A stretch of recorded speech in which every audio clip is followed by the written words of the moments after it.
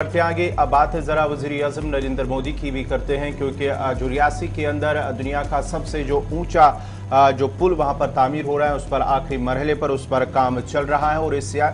हवाले से वज़ीर-ए-आज़म की जानिब से कहा गया है कि हिंदुस्तान के बदलते हुए वर्क कल्चर की ये ताज़ा मिसाल है। वज़ीर-ए-आज़म की जानिब से कहा गया, उन्होंने कहा कि इंजीनियरिंग टेक्नोलॉजी में ये बढ़ती हुई ताकत का भरपूर मुजाहरा है। और साथ ही साथ आपको बताते चले कि इस ब्रिज की जो लंबाई है वो 1315 मीटर इसकी ऊंचाई है। इस ब्रिज की जो रियासी के अंदर जो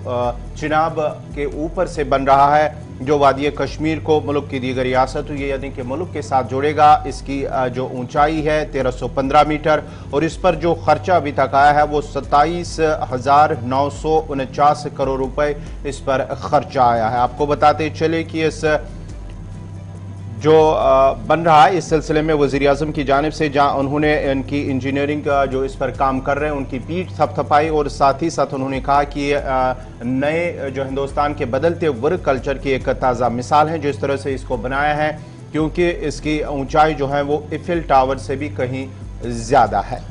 बड़ी बात हम आपको बता रहे हैं कि वज़ीर-ए-आज़म साहब का बयान सामने आया है, और ये बयान रियासी के अंदर कायम किए गए उस रेलवे ब्रिज को लेकर है जो दुनिया का एक बड़ा ब्रिज और कीमती असासा जो है वो माना जा रहा है।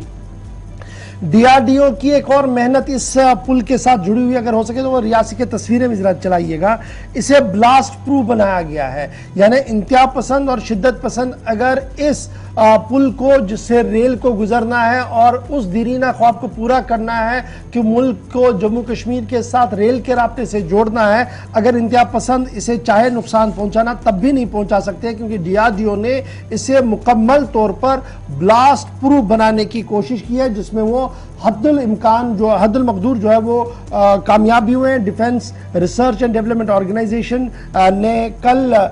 पीएम साहब ने इसका भी जो है वो खुलासा किया है। अब ये जो पुल बन रहा है जी, ये बड़ा इंपॉर्टेंट है, क्योंकि एक क्रूशल लिंक माना जा रहा है उन 111 किलोमीटर स्ट्रेच पर जो कटरा से बानिहाल के बीच में है, और फिर ये उधमपुर बारामूला रेल सेक्शन को हमारे साथ जोड़ेगा, जिससे ये जो आरजी खिला था ये पूरा होने की उम्मीद जो है वो लगाई जा रही है। और माना जा रहा है कि अब बहुत सारा काम जो है वो मुकम्मल हुआ है और बहुत जल्द वज़ीर-ए-आज़म जो है वो इस को हरी झंडी दे देंगे, और उसके बाद बाज़ाब्ता तौर पर इससे ट्रेन सर्विस जो है वो बहाल होगी। सलाल डैम और